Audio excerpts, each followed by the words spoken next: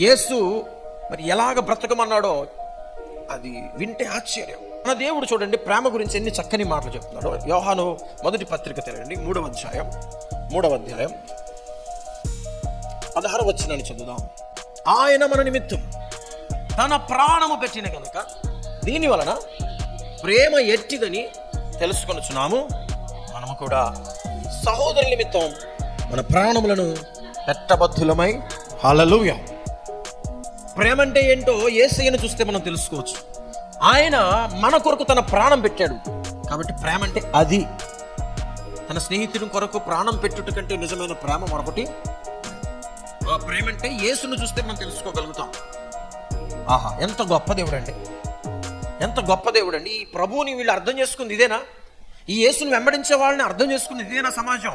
ఆయన చెబుతున్న మాటలు గుండెలను బద్దలు చేస్తున్నాయి. మరి ఎవరైనా ఎక్కడైనా ఇలాంటి మాటలు చెప్పారేమో నాకు తెలియచే. తన సహోదరుని కొరకు మనం ప్రాణం పెట్టబద్ధులమై ఉన్నట. మనం ప్రాణం తీసేవాళ్ళం కాదు, కానీ అవసరమైతే ప్రాణం ఇచ్చేవాళ్ళం అట. అట్లా ఉండమన్నాడండి క్రైస్తవుడిని దేవుడు.